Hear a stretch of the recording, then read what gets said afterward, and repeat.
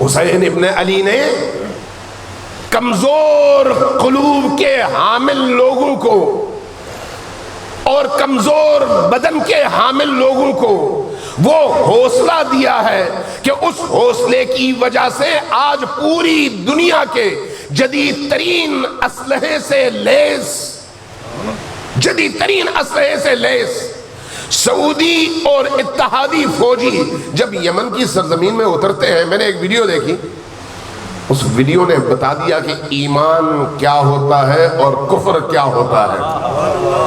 ایک 10 سے 12 سال کا بچہ 10 سے 12 سال کا بچہ ایک سعودی فوجی کے کندھے پر چڑھا ہوا، ہاتھ میں گن، سعودی فوجی کے ہاتھ پیچھے بندھے ہوئے، اور اس کے کندھے پر چڑھ کر آگے 200 سے زیادہ سعودی قیدی فوجیوں کو یوں ہانک رہا ہے جیسے چرواہا بھیڑوں کو ہانکتا ہے۔ یہ جذبہ کہاں سے آتا ہے؟ یہ کیسا جذبہ ہے جو ایک نہتے ایسے یمنی کو، جس نے دھوتی باندھی ہوئی ہے اور پاؤں میں چپل ہے، ہاتھ میں کلاشنکوف ہے، اتنا ایمان، جذبہ، حوصلہ اور جرأت عطا کرے کہ فرانس اور امریکہ کے جدید ترین اسلحے سے لیس فوجیوں کے ٹھکانے پر وہ جائے اور سب کو محفوظ طور پر قیدی بنا کر لے آئے۔ یہ کیسا حوصلہ ہے، یہ کیسا درس ہے؟ جب آپ ان سے کہتے ہیں تو وہ پھر آپ کو جواب دیتے ہیں کہ ہم کربلا کے بیٹے ہیں، ہم نے کربلا کو رونے کے لیے انتخاب نہیں کیا بلکہ جینے کے لیے انتخاب کیا ہے۔ کربلا کے ساتھ جینا اور ہے اور کربلا کے ساتھ رونا اور ہے۔ وہ رونا جو جینے کا باعث بن سکے حسین کی بارگاہ میں مقبول ہے۔ وہ اشک جو آپ کی آنکھوں سے گرے، لیکن جب گرے تو آپ کے اندر ہزاروں گنا حوصلہ پیدا کر کے آپ کو حسین کے مقابلے میں کھڑی یزیدیت کو للکارنے کی طاقت عطا کرے، یہ اشک کا ایک قطرہ وہ ہے جو پورے جہنم کی آگ بجھا سکتا ہے۔ جب آپ سے کہا جاتا ہے اشک بہاؤ، تمہارے آنکھوں سے گرنے والے اشک کا ایک ایک قطرہ آگ کے بڑے بڑے الاؤ کو بجھا سکتا ہے، تو یہ ہر قطرہ نہیں ہے، وہ قطرہ ہے جو پاکیزہ ہو، وہ قطرہ ہے جس کے پیچھے عقیدہ ہو، وہ قطرہ ہے جس کے پیچھے ایمان ہو، وہ قطرہ ہے جس کے پیچھے عشق حسین ہو، وہ قطرہ ہے جس کے پیچھے حسین کے رستے کی حقانیت پر ایسا یقین ہو کہ اس راہ پر چلتے ہوئے چاروں طرف سے حملے ہو، انسان ایک لمحے کے لیے قدم ڈگمگانے نہ دے۔ آج کا دور حسین کا دور ہے، لیکن اس حسین کا جو آج کے زمانے کی حجت ہے، حجت آخر، مہدی آخر الزمان،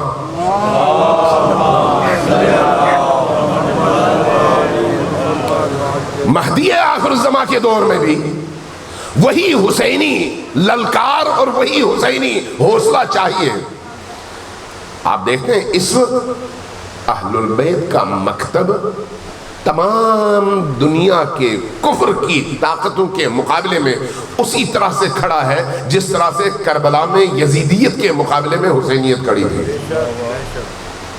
کون کھڑا ہے؟ مسلمان، نام نہاد مسلمان تو یزید کے ساتھ تھے، وہ کھڑے ہیں جن کے دل و دماغ کربلائی ہیں، جن کی تنہائیوں کی زندگی ان کے اجتماعی زندگی سے زیادہ پاکیزہ ہے، جن کے تنہائیوں کا رونا ان کے اجتماعی شجاعت پر بھاری ہے، چونکہ یہی رونا ان کی قوت ہے، یہی رونا ان کی طاقت ہے، یہی رونا اور یہی گریہ ان کے ایمان کی بنیاد ہے۔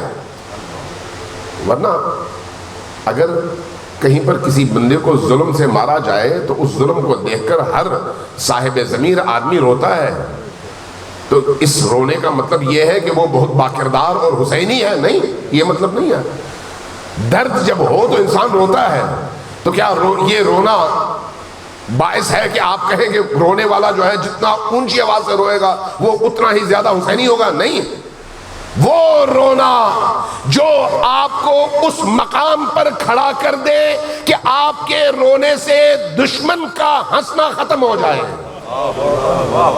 دشمن کو آپ اس بند گلی میں پہنچا دیں کہ وہ ہنسنا بھول جائے. کون سا دشمن؟ اللہ کا دشمن، رسول اللہ کا دشمن، دین کا دشمن، آج کی طاغوتی طاقتیں. اس لیے آپ دیکھیں کہ مکتب تشیع اس وقت جس مقام پر ہے، یہ مقام کربلا کی مدیون ہے، کربلا کی دیندار ہے.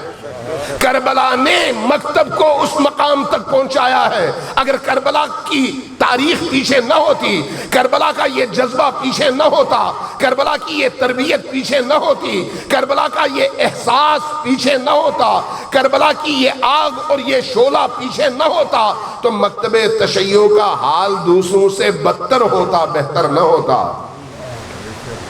یہ کربلا ہے جس نے مکتب تشیع کو ایک اڑان دی اور اڑنے کا سلیقہ بھی دیا اور پر بھی دے دیے.